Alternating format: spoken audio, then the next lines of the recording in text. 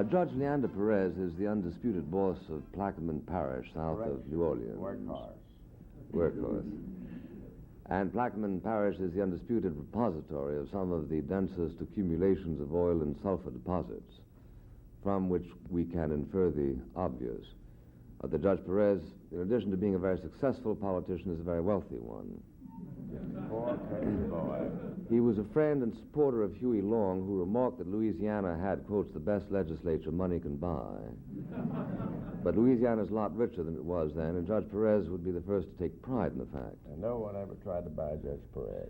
Mr. Perez was born in 1891 and took a law degree from Tulane University in 1914. He was appointed judge in 1919, but resigned in 1924 to serve as district attorney of the 25th Judicial District, a job he retained for 35 years, passing it along in due course to his son.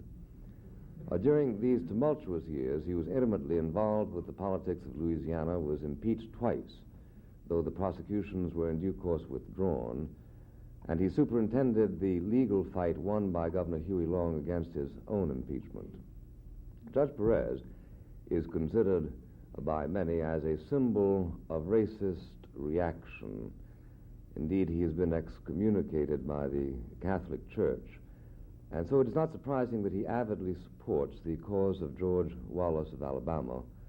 Indeed, such is the power of Judge Perez that it is altogether possible that the symbol of the Democratic Party will fly over the Wallace name in the ballot, though that is not yet determined.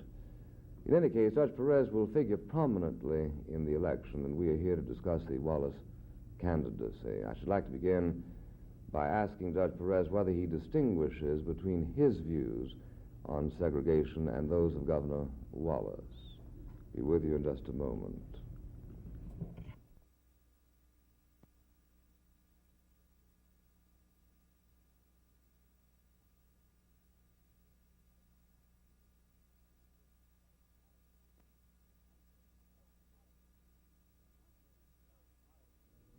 I'm James Donna, moderator of this discussion. Judge Perez, will you answer Mr. Buckley's questions, please? Surely. But first, I would like to make a comment on Mr. Buckley's introduction, because there are a couple of notable errors. In the first place, I am not a racist. I might mention I am against the federal government using its coercive power to force racial integration upon an unwilling free people, because never in the history of nations has any government prior to this ever attempted to use its coercive power to force racial integration upon an unwilling free people. I'm a fundamental constitutionalist. I know it is wrong fundamentally, and I know it is strictly rotten politics from Washington that has motivated the forced integration policies of the national government. Mr. Buckley. Well, Governor, have you been very widely misquoted? For instance, you're quoted as having said, quote, yes, the Negro is inherently immoral. Yes, I think it's the brain capacity. Is that a misquotation? It's not a misquotation, it's the truth. Because I know Negroes. We have a number of Negroes in our communities, and I know that basically, fundamentally, they are immoral. They're unmoral. Yeah. I know that to be a fact. Yes. Why should I try to hide it? Well, I'd be untrue to myself if I tried to deny it out of cowardice. Of course. And I wouldn't plead guilty to that. Correct. It's been said of you that you have that you can grudgingly admire his blunt talk. He is honest about his bigotry. And I'm not a bigot, sir. I'm not a bigot at all. But look, whatever you are, Judge Perez, and I'm sure you're a great many things, what you don't have is sovereign power over the English language. I am just a good American. No, I don't have any control over hypocrites, over bigots. No. over those who would deprive American citizens of their constitutional rights. I have no power over them at all. Do Negroes have constitutional rights? Absolutely. Well, the same as any other people. But then you wouldn't... But the Negroes certainly are not exercising constitutional rights when they go about burning down cities and cry, burn, baby, burn, and kill, whitey, kill. That's correct. Those are not constitutional rights. Right. Nor are whites exercising constitutional rights when they deprive the Negroes, they did for so many years, of the right to vote. I wouldn't say that the Negroes have been deprived of any rights, because the Negroes have had the right to register of their own free will, sir. Now, Judge Brett, I'm glad you smile when you say that. I mean, under applicable laws, sir, but in order to register Negroes, the Congress of the United States passed a so-called Voting Rights Act with a provision that no state legislature should enact any voter qualification laws which would require the applicant to register to understand anything about anything. Mm-hmm. Well, I agree. Now, that is certainly lowering the level or the standards of voting rights. Yes, I tend to agree, and I would have voted against that particular law. I appeared before the Senate Judiciary and called it communistic. And called it communistic. It certainly helped. Before the Senate Judiciary Committee against that so-called Voting Rights Act, and I told them I could smell communism back of it, and it was a few months later, that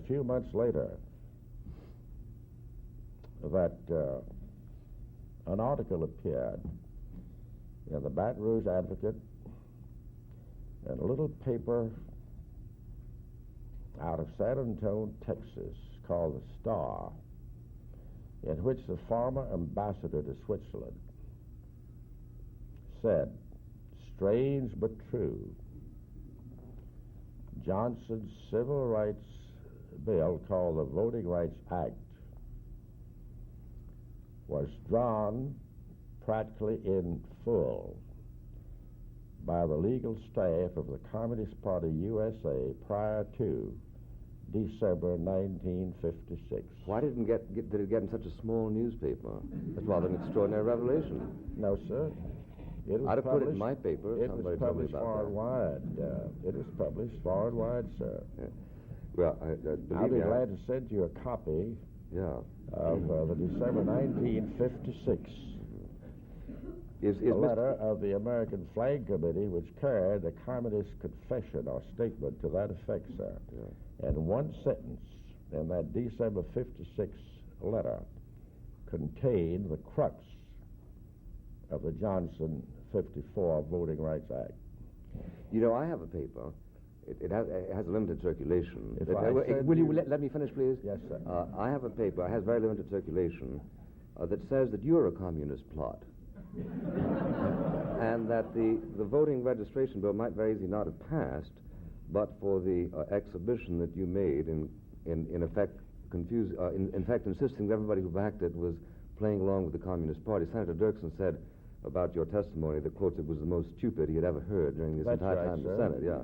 Now, what about this paper? Wait a minute. Yeah. I remember that Senator Dirksen made that statement, sir. And then it came out later on that Senator Dirksen got the patronage from Lyndon Johnson that he'd been angling for.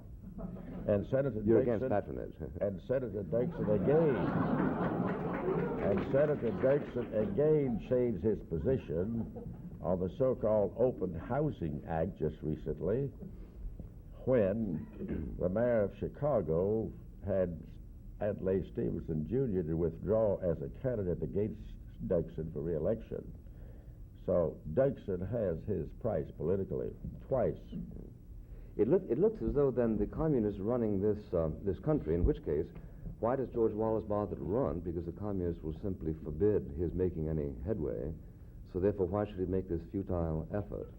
Well, sir, would you be surprised to know that a former Russian Red revolutionist actually controlled the election in New York and gave Jack Kennedy the 45 votes, the electoral votes, which elected him to the office of president? Judge Perez, you know Now, so much sir? less than I know about New York politics that I No, sir. encourage you not I to can- go on. I can tell you.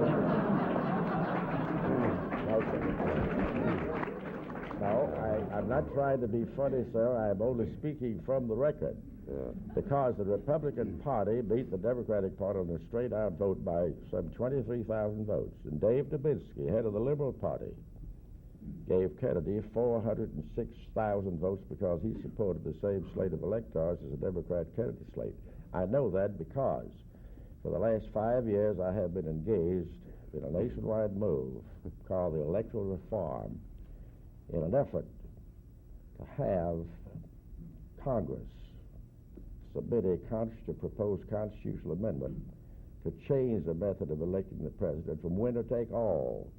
And that is what is driving the country to the extreme left because of the block vote that is given the credit for electing the president in such key states as New York, Pennsylvania, New Jersey, even Indiana, Well, Michigan. Judge Perez, Oh, yes. let me just tell you something. We made a very close study of that subject, Yeah. sir. There are lots of reasons for electoral reform, many of them that appeal a great deal to me. But I beg you not to subscribe to the movement for it, or it's absolutely doomed. Mr. Dubinsky... You think Mr. Dixiecrat is that unpopular? Well, no, I think he's that perverse, and that your sort of hobgoblinized analysis of what's going on in the United States is an affront to reason. Oh, no. And under the circumstances, now, for instance, let me tell you about Mr. Dubinsky. Now, Mr. Dubinsky is a mortal political enemy of mine. Of whose? Of mine. But to consider him pro-communist is to completely ignore the genesis of the Liberal Party. The Liberal Party peeled off from the American Labor Party in protest against the communists within it. I'm sure. Well, you didn't bother to bring this out when you were talking about his red background, did you? No, because I think I've learned enough from Edgar Hoover to understand how the communists talk. Why doesn't Edgar Hoover teach the rest of us?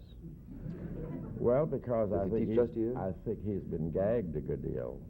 Well, why hasn't he been gagged from talking to you? Well, he hasn't talked to me, but I've read some of his books, for instance. I've read them all. Yeah. Well, now, where in his books, what is it in his books that illuminates the questions that you've touched on tonight, for instance, about the immorality of the Negro, he deals the at communistic genesis of the he Voting deals, Registration he Act? deals at length with the language of the communists. The what? The language of the communists, the backhanded language. Yeah. They usually say what they don't mean. Yeah. Well, now, that would include Dirksen, for instance. Oh, no, Dirksen is not a communist. Dirksen is A crook. strictly a politician. Well, he's a crook, isn't he? What? He's a crook. You No, just of finished course telling me not. that he was No, bought he's by not a patronage. crook. Well, Dirksen can justify... isn't that crooked? No. To vote against your conscience? He can justify himself How? through political expediency to his own benefit. You can teach him about that, huh? No. Well, You know, Perez generally, I mean, people don't know Perez generally. I've been elected office many times without opposition. I have never made a political promise. I understand one of those record elections, speaks for itself. Zazu Pitts and Charlie Chaplin and Babe Ruth voted for you. You got fantastic electors in your county. That is not in my parish, sir. That is in St. Bernard. Oh, yes, And, sir. yes, sir. Not in Blackman Parish. My parish is Plaquemines. Yes, sir. And you have no control over St. Bernard, do you? No. Just friendly neighbors? Well, friendly neighbors, yes. Good public relations. Yeah.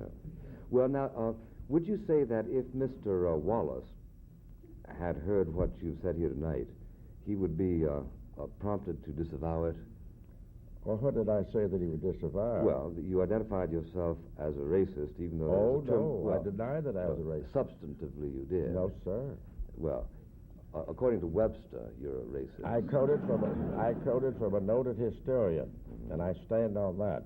Well, noted That historians can be racist, can't they? never in the history of nations has any government, up to now, except the United States, ever attempted to use its coercive power to force racial integration upon an unwilling free people. Remember that. Well, in And first place, I our won't remember shame, because it's not true. happened It's in not this true, for one country. thing. There is no racial segregation in England or in France or in Canada. There is a quite natural integration of different races. Sorrow they're beginning to learn. But don't change your point. Your point was that there wasn't such a thing. Now you're changing your point. No, sir, I'm not. No, sir. England, as far as I know, England does not use its coercive power to force integration upon anyone. Well, because there isn't any segregation. You don't have to use coercive power to undo something that doesn't exist, do you? Well, yeah. I don't know that we can speak with authority or with even knowledge of the situation in England. I can. You can? Sure. Well, because I'm frequently there. Congratulations, sir. Well, you can take advantage to learn from me. And I will tell you. I'm a good listener, sir. Well, and I will tell you that there is no segregation there, so that this grand historical, cosmic observation of yours is like certain other things, unwarranted. Oh, no, it isn't. Well, I assure you. Well, all right. Now, we may differ, sir, but I stand on that statement. It's true. Well, now, the Wallace movement, true. The Wallace movement has become rather cautious on the matter of segregation. You may or may not have noticed. Whereas Mr. Wallace used to say... Wallace does not advocate segregation. Well, he used but to. He does advocate... Yeah. He does advocate freeing ourselves from an all-powerful central government that is controlling our state and local institutions. Yes, that's true. Surely. Yeah. Which is because they have the federal courts that can run roughshod regardless of the law. Mm-hmm. Yes, but you, of course, advocate segregation. That is to say, the question arises, if the states have the power... I advocate segregation to this extent, sir. We should have freedom of choice. Mm-hmm. Yeah, but as free American citizens. Correct. And if you exercised your choice, it would be in favor of segregation, obviously. Well, to a point, yes. For instance, in my on my farm, I hire more Negroes than whites. In our parish construction business, I would say that we've spent millions in bridge construction, highway construction, sewage construction, and I'll guarantee you I'm having a check of it made now. There are at least 8 Negroes employed to one white man on those projects. Cheap labor? At least $3 to $3.50 an hour is not cheap labor. I'm not sure what your point is. My point is that we are not against the Negro at all. And we have, I guess, about the highest rate of employment in my parish. We don't discriminate. That's the part I make. And of the billions of dollars that we've spent in capital investment on our parish government, I say that there are at least 8 Negroes hired on our construction job to one white man. Now, that cannot be matched or exceeded anywhere else. Well, but I don't think that it's a great moral sunburst that you come through because it may be a factor of the availability of labor. I don't think that you said anything particularly interesting. What I think is interesting is the Wallace movement and his attempt to remove it from the straight racism, which is, I think, properly on the basis of your own observations, identified as... I don't think that Wallace has ever advocated racism. He never has. He's advocated segregation. You want to hear his phrase exactly? Quote, well, segregation forever, end quote. That's all right. Yeah. Now, he now says that what he really meant was... forever for those who wanted as free American citizens. That means freedom of choice. Oh, yes, he's nimble enough to think of that all by himself. A couple of years ago, he said that what he really meant was local government forever, but presumably that local government would be in favor of segregation. Well, we believe in the Jeffersonian principle. Yeah, he was a slave owner. Self-government. He was a slave owner, yeah. Now, what interests me, and I'd like to hear you talk about this, is the extent to which you consider that the Wallace movement can associate itself with people like you and have an appeal that goes beyond the mere segregationist appeal. Now, we know that, for instance, when Mr. Wallace goes up and speaks in Indiana or in Wisconsin or places like that, he doesn't mention segregation at all. He's trying to find generic formulations to attract people under his banner. I don't think he has to talk about segregation because he'd be labeled a racist, of course. I believe that Wallace would like to restore constitutional government to this country. and we're getting far away from our moorings, to our sorrow. Our country is being bankrupted by politicians in Washington in an effort to buy block votes. There's no secret about that. No, I don't think it's any secret about that, but nor is there anything new about that. No. People have attempted to appeal to block votes during the entire history of democracy. But it's I happen to lament many trends that you lament, too. Resources of the country to try to buy one's way back into office. Yeah. And as we've noticed, it's sort of boomerangs. It doesn't pay off politically when it's overdone. We have to pause a moment, George.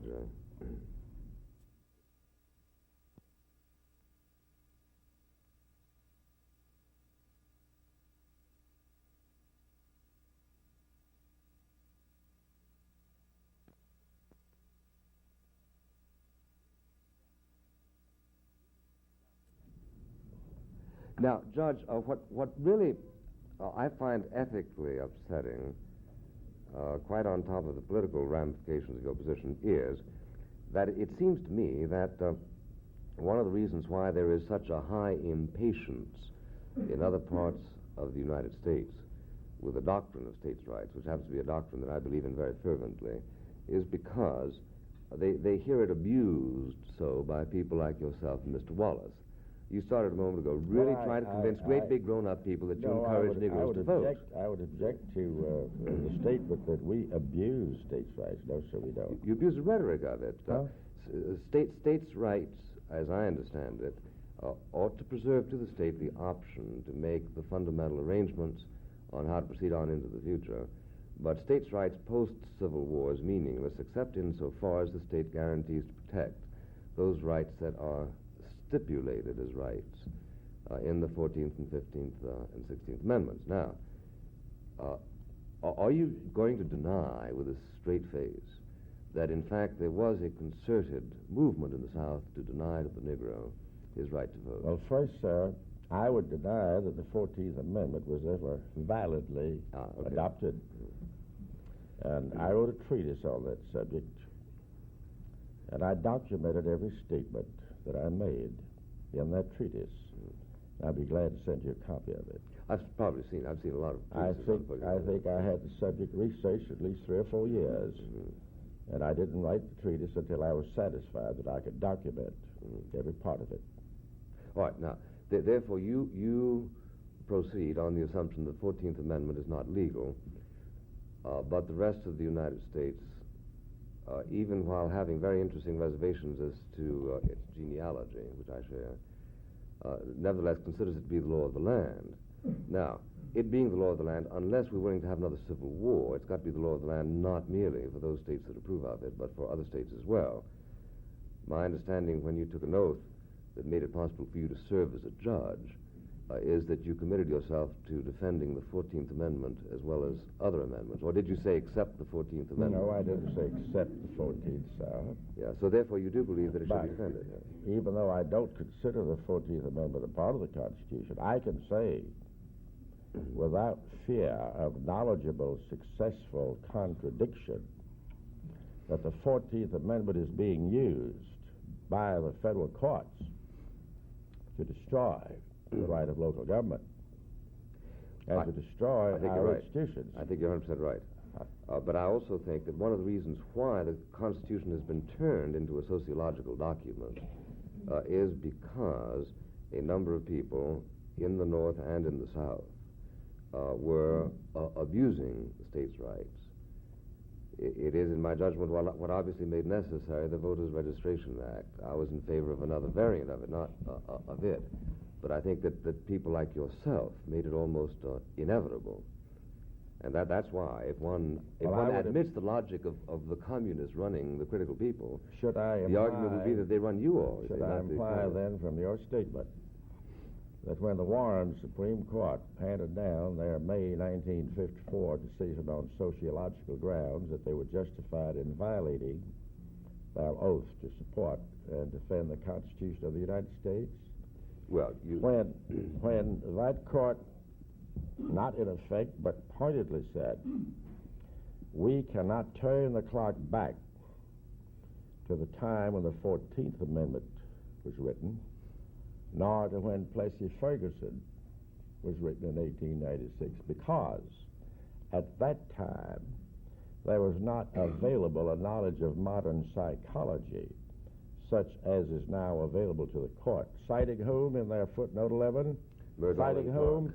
E. Franklin Frazier, an 18-time commie and commie front member, K.B. Clark, a 10-timer, Theodore Bromell, Kotinsky and Shine, and C. Generally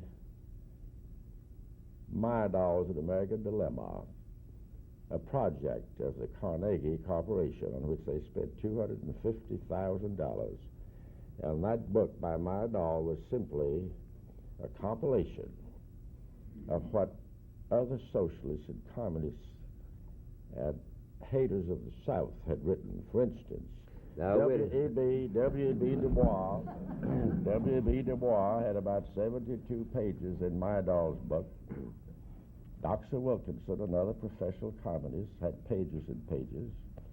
And that's the way it went, and that's the book that the United States Supreme Court adopted as its principal authority for its psychological reason for that decision, sir. Judge Perez, your ignorance is staggering. Whose ignorance? Whose ignorance? Yours. Because I'm quoting verbatim from that decision, sir. You obviously know nothing. In my mind. You obviously know nothing, sir, about the genetic doctrines of the Soviet Union. I'm not talking about generic doctrines of the Soviet Union. I quoted wait a minute. Mr. Chairman, I want to answer. May I? May I ask your question? Yeah. I'm sorry, sir. By your leave. Judge Perez, the Soviet Union and communist theorists have steadfastly repudiated the kind of psychological environmentalism that is embraced by Myrdal and by Kenneth Clark. Naturally. Kenneth Clark, by the way, is an anti-communist and has been for sure, years. As a matter of fact, Kenneth Clark was a two-timer, and he was a social advisor to the legal staff of the NAACP. Well, that obviously makes him a communist, doesn't it? Yeah. Well, they like Roy not Wilkins, to be. Yeah. Now, it is one thing to raise the question, should the Supreme Court have taken this particular démarche? In my judgment, it ought not to have. But in my judgment, it is superstitious, the kind of thing that one believes in the swamp country, to believe that they did this because the communists were infiltrating the research sources. In fact, the overwhelming majority of the academic community in America is not communist, but it was highly sympathetic with that particular decision, both as a matter of law and as a matter of sociology.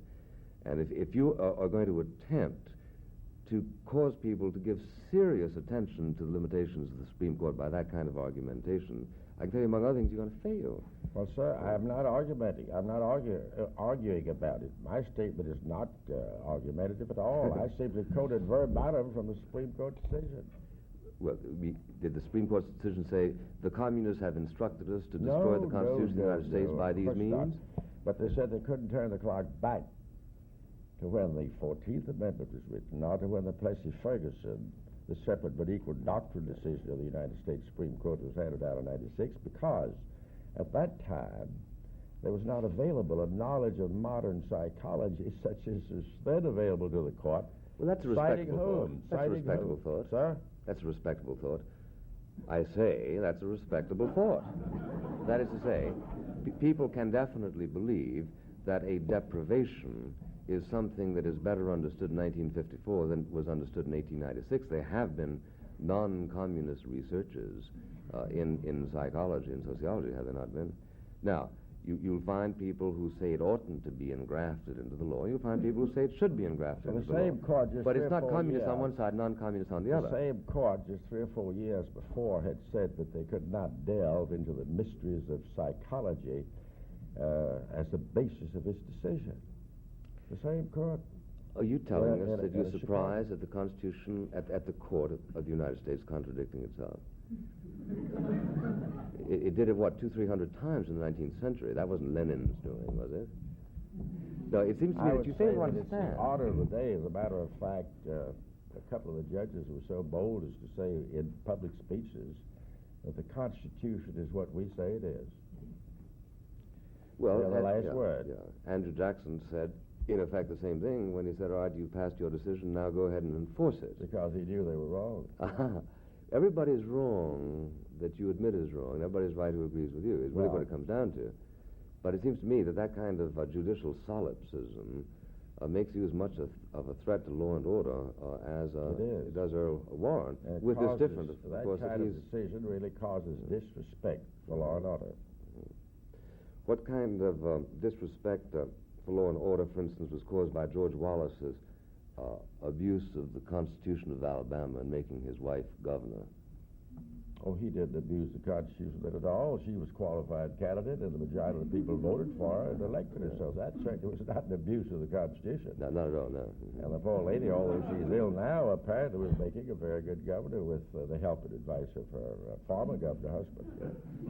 In other words, you don't think that the people who wrote into the Constitution that a governor should not succeed himself, you think that, however, they meant not to exclude a governor as Charlie McCarthy. It could not be interpreted that way. They're two different people, separate and apart, now, although married. Do you really think that having made that statement, you would convince the typical listener that you are a man who believes in law and order, or merely that you're a very sharp mouthpiece who knows how to find all of the little loopholes in the law? No, I believe in selecting words to speak your mind, of course.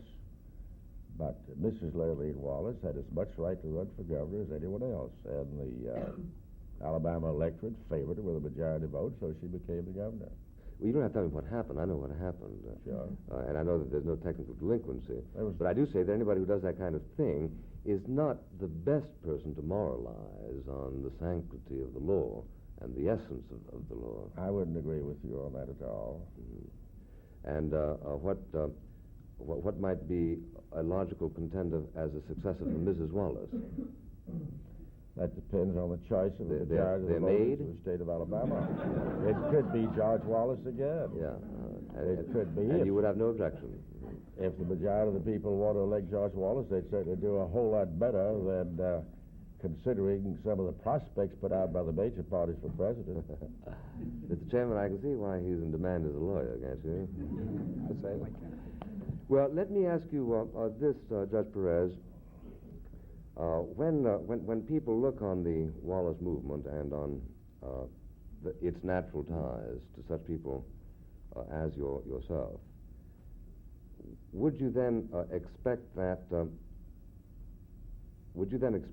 they would repudiate Mr. Wallace, even though they felt that he has something to contribute in his positions on a number of other issues, because they don't want to get into bed with that kind of position? I would say that would be a very narrow-minded approach. You'd be opposed to that narrow-minded approach? Would you say that would be inherently immoral? Well, I would. And that people who did that would lack brain capacity? I would consider that morality would be involved at all. It's simply a matter of political imprudence? No, not that either. How do you account because now, if you would be fair about appraising the Wallace administration in Alabama, I think you would understand why the people voted to elect his wife, because they were happy over the result of his 4-year administration. Yeah. When he had built so many trade schools and colleges, and he had built up the economy of the state with hundreds of millions of dollars of new industry, which showed that business had confidence in Governor Wallace, regardless of whether an MC might or might not. Well, that's a good reason nationally for being enthusiastic about Franklin Roosevelt and Lyndon Johnson, isn't it? No. Sure, why not? They built hundreds of millions of dollars of this and that's and the others. I don't think so. Oh, they did. I can assure you. What, Lyndon? Yeah, sure. Oh, he spent more money than any other president. Oh, he built lots of things. Yes, sir. And from the Roosevelt days on to now, the country has been put into hopeless bankruptcy, and now our money is not worth the paper it's written on, hardly. As a matter of fact, the national debt as a per capita matter is less than Alabama's. What's that? What's that? What I said is that. Yes. That the national debt is less than the Alabama per capita. Yeah. Per capita. Yeah, that is to say the spending, the borrowing by Governor Wallace as a relationship to the number of people in Alabama is greater than that of Lyndon Johnson. The great difference there is that the bond issues of the borrowing by the state of Alabama in the Wallace administration was spent in capital investments, sir, and not in giveaway programs Oh, he gives worldwide and He's even nationwide to buy block votes. Well, of course, he didn't have That's to a great subsidize the difference. cost of the war in Vietnam, which makes a certain amount of difference, too. But I think he's done a certain amount of industrious buying of votes. He's rather candid on the matter. Well, but I don't think the cost of the Vietnam War could justify the increase of the national debt. I'm against all that spending, too. Surely. Let me quote to you what Earl Long once said to you. He said, what you going to do now, Leander, that the feds have got the atom bomb? Well, you know, Earl had a funny streak in him because I helped elect Earl in 48. And I remember 2 weeks after he was elected, I said, Earl, there are a lot of young people who've hitched their kite to your star. Now, the way you're going out for all of these taxes, I said, you're not going to ruin only your administration. You're going to ruin them. And it did happen. And that's when you dissociated from Governor Long. Practically. And how did his successor do? Did you get in somebody who was economy-minded? His successor, I believe, was... Governor Davis. We worked with Governor Davis, and we helped Governor Davis. He didn't have a very... Was he a good frugal governor? Was he a good... Well, I remember Governor Davis's first term ended with a balance in the general fund of over $30 million, and that was his main speaking, our main argument for re-election a few years later. Well, is it a tradition that you approve of that governors should leave their offices a lot wealthier than they came in? I remember you supported Governor, is it Lecce or Lecce? Lecce? Lesh? Lesh. Governor Lesh. Yes. Who said, quote, when I took the oath as governor, I didn't take any vows of poverty. That's true. And I didn't support Dick Lesh in that either, and he got caught. Yes, sir. Because you didn't support him? No, because he did just what he said he was going to do. He wanted to get rich. Well, in reading the works of J. Edgar Hoover and in getting your sort of total worldview, did you see anything in the works of J. Edgar Hoover that said that you shouldn't cooperate with FBI men when they come into your parish and ask you questions? Well, I'll tell you, during the pursuit of the federal court to integrate our schools, we fought them toe-to-toe. And I'd say there were 100 FBI agents in our parish knocking on doors all time of night, which was strictly the Gestapo style, and I know that Edgar Hoover didn't approve of that because they were acting under orders of the Attorney General. And I told our people, when they knock on your door at night, tell them to go to hell. They've got no right to invade the privacy of your home. And finally, we pass the word around to our people, whenever an FBI agent comes to question you, tell him to put it in writing. And not one would put their questions in writing, sir. Why? They knew they were wrong. They wouldn't put their questions in writing. Well, what sort of question were they asking? I wouldn't know. But you knew they were wrong? Not one of them ever visited my home. Not one. Well, didn't anybody tell you what kind of questions they were asking? No. Well, how do you know that they were wrong? Well, I remember one time they were going around knocking on doors all time of night, questioning about voter registration. That is one thing. And then another time they were going around questioning about those who were opposed to school integration and so on. Well, and the vast majority of our people were opposed, of course.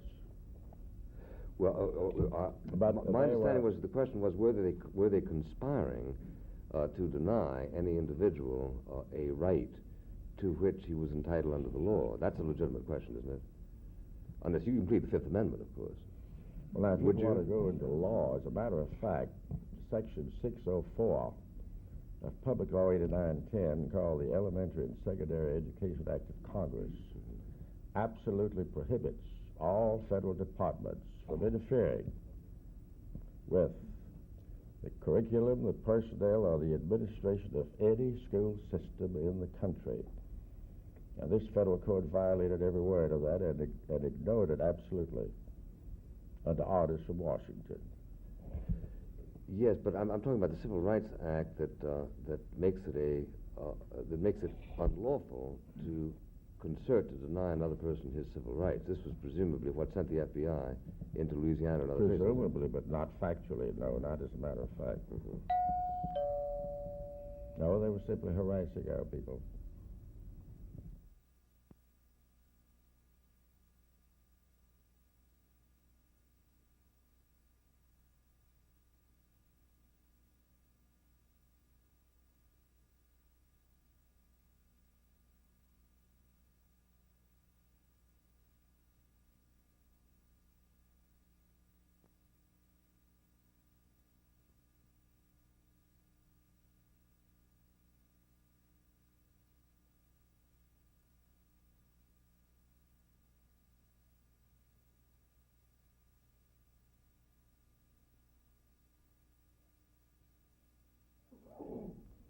I recognize this gentleman.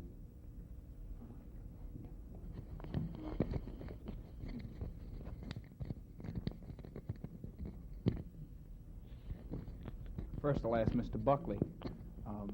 In your earlier remarks, you questioned Judge Perez's backing of the Wallace candidacy. Do you now have anything against paradigmatic political campaigns and platforms? No, I don't. Not at all. And if I thought that this was what Mr. Wallace was up to, I'd be reasonably enthusiastic about it. But it seems to me that a conservative has got to resist Mr. Wallace at this point in American history because, A, I think there's cynicism there. B, I think there is populism, which is anti-conservatism.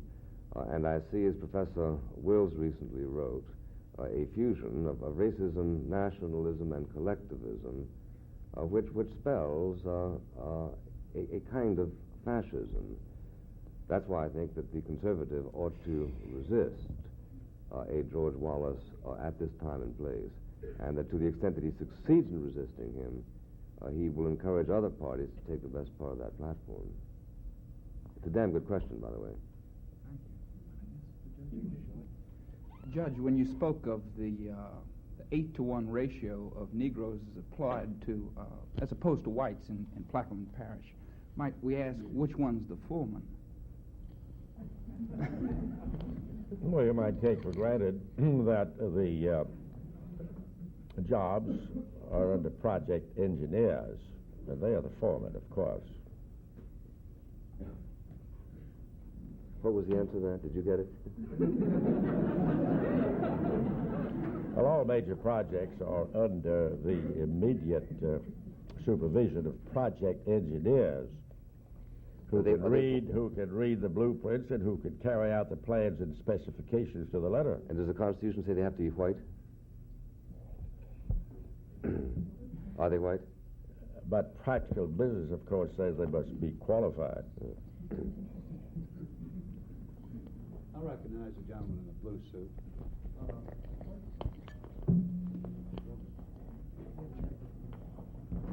One thing I'd like to ask, I hear Judge Perez and I read a great deal of what he said about the Supreme Court. And it seems puzzling to me that the Supreme Court of modern days, although they may have infringed upon some of the individual rights that states have, but their overall view in the Esposito cases and other cases where they've tended to expand the human being in America, his actual legal as well as social rights.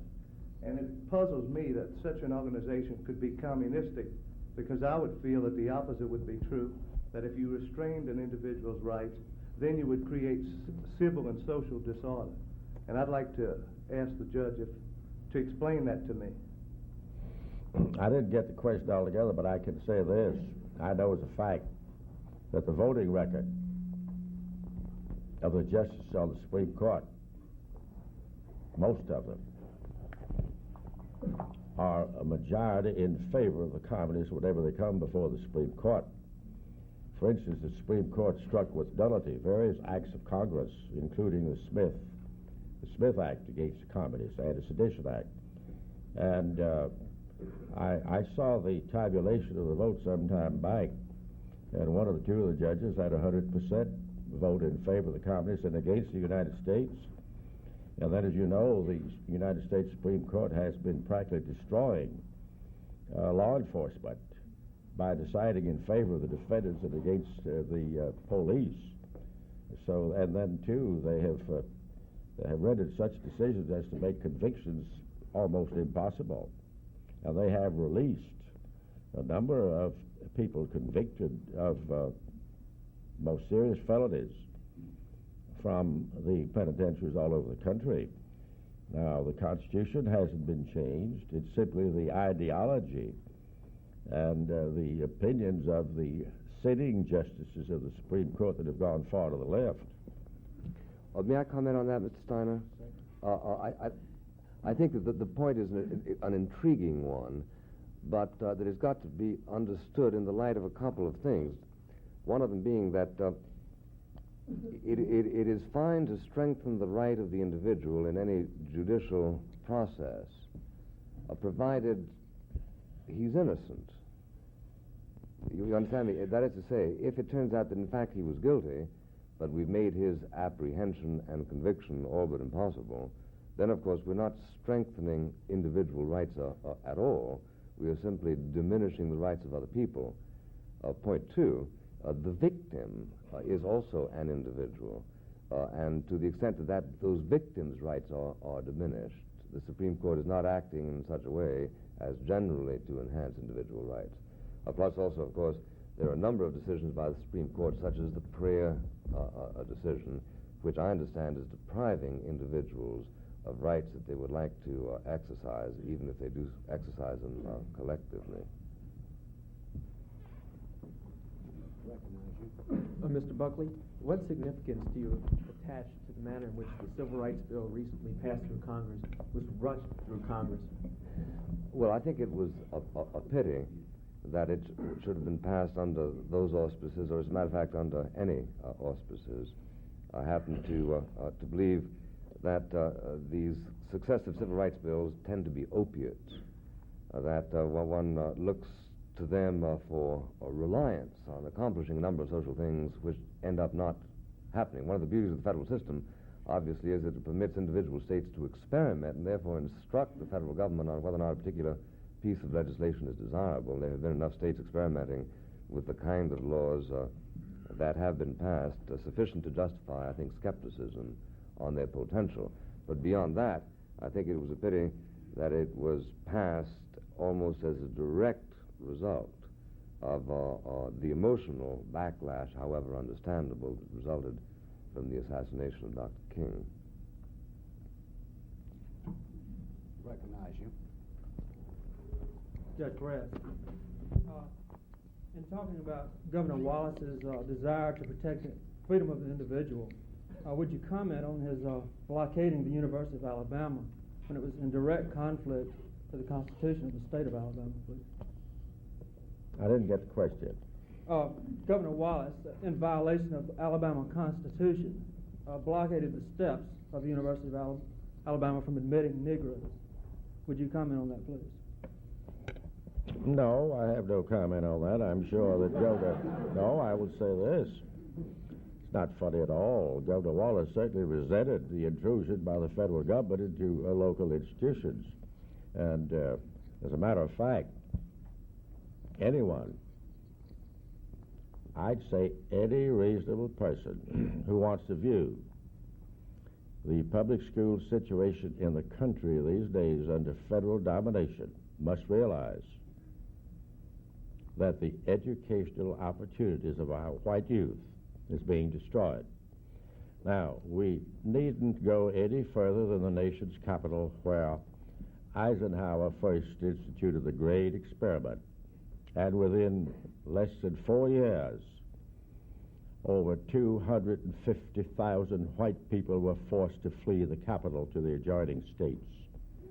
And the NAACP and the Attorney General, they just fled. Who forced them? They were forced to flee for protection of their own children. Oh, now what do you mean? Oh, yes. They elected to flee. You should read the report of the Committee of the House of Congress, which investigated the standard of education in Washington, D.C., 2 years after forced racial integration. Judge Perez. And you would see the atrocities committed in the classrooms in the halls of those schools where there were police stationed in practically every school in Washington, D.C. And naturally, parents feared for the welfare of their children and for the safety of their children. They moved out of the nation's capital, and today... Were these children who had been educated in Louisiana who were so unruly? Sir? I say, were these colored people who had been educated in the South? You'd be and surprised. Were therefore unprepared? You'd be surprised to know, sir, that in the last case that I handled in the federal court here, we had the cooperation of the city police, and they opened their records to us. And the hundreds and hundreds and hundreds of cases of violence by Negro children against whites are absolutely beyond understanding. There's a reign of terror going on in the city of New Orleans right now around the public schools, but the news media never publish a word about it. Maybe we need a black Ku Klux Klan.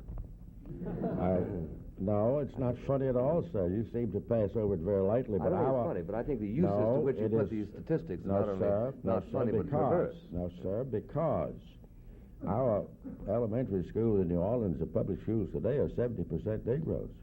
And the white children are being forced to leave those schools. Judge Perez, back to the original question. What makes you think that Governor Wallace will be any better on the national scale than on the local scale when he violated his own Constitution? Governor Wallace simply advocates returning the state and local institutions to state and local government, principally our schools. What about the people? Isn't that the most important I can see the future of this country with our white youth being driven out of the public schools, and even while they stay in the public schools, being unable to get any standard of education. Our great industrial empire will practically dry on the vine for lack of high school graduates. Yes, sir. It's getting worse and worse and worse under federal domination.